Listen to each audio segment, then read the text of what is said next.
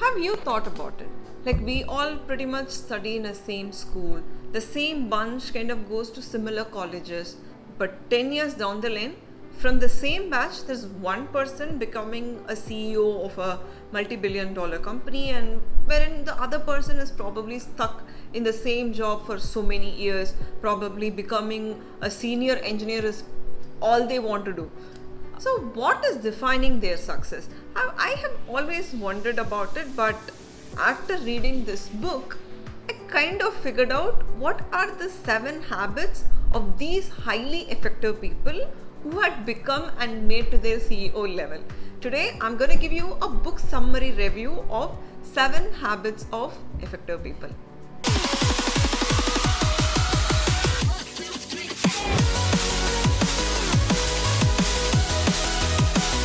It's a very old book, and I think it's been there around ever since we kind of started reading. But you know what? It's still the most relevant book, and I think it's still the must read even after so many New York bestsellers have come, so many authors have come and written so many other books. But this one book, when it comes to self-help and productivity and leadership, I think this book is still super relevant.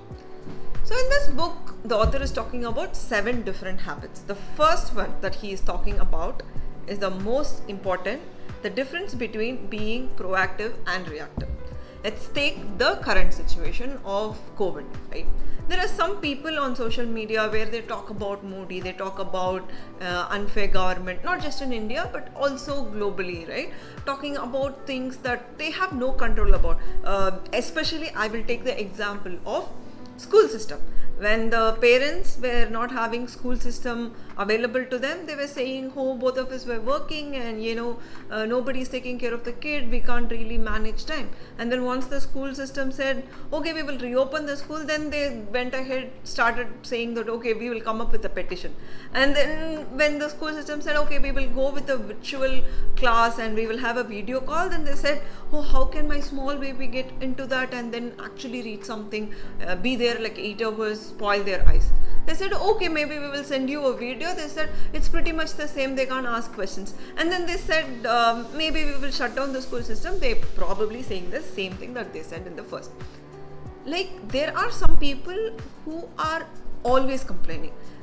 They pretty much have a problem with every single solution. These people are reactive people. These people are going to be there forever. Instead of this, how about people who are focusing on things that they have control with? I mean, there are certain things that are still in your control. How about investing on sectors like edtech and healthcare? How about making products or thinking about a startup that will thrive after this post-COVID? If people are not going to be traveling around and if the industry is going to see a disruption, then what are you going to do during that time? I think that's the exact proactive thinking. Let's say you're going to die tomorrow. Of course, I want you to live longer. I'm not being any pessimistic here, but let's imagine that you're dead tomorrow and there's going to be a funeral and people are going to be walking in with flowers and a lot of things. But what should be their mindset at that point of time about you? Do you want them to say that, oh, he was a billionaire, he had so and so car? Or do you want them to say that you've been an amazing father taking care of your kids? Or do you want them to say you've been an amazing wife to your husband and you did everything? What exactly is that? Keep that ending at the beginning of your life itself. Just work towards it. And that's the most important thing, on beginning with the end. Imagine and think about it and you will have an answer. Habit number 3. So if I'm going to ask you what's so important to you in your life, what are the top 3 things that's very important to your life, then you will say it's probably my family, my kids, my health, and let's say these 3 things. But are you doing anything related to it on your daily basis? Are you spending time with your spouse and improving something on your relationship? Are you talking to your kids and actually having a real conversation with kids, not just asking them to study, but understanding what they like to do? Are you spending some time towards your health? It could be a diet or running or walking, anything related to it, on what is important. It's two different things. We are probably spending more time with our computers, on mobile, on social media, or watching TV and things like that. These are not probably talking the same language.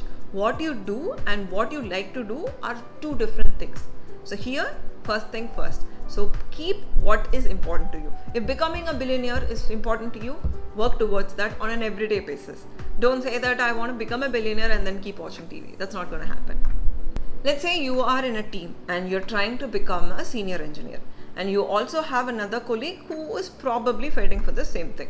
Now you can do two things. One is probably telling your boss that the other person is inefficient and try to do something negative towards them and all that. The other thing you can do is be very positive with that person along with your manager and say good things about them, and if they even have negative things, having that sorted between you and both of you elevating each other and becoming a senior engineer. Which one works best? Absolutely both of you becoming a senior engineer. This way it is a win-win situation. It's not that just because you want to win, it's not always necessary the other person will have to lose.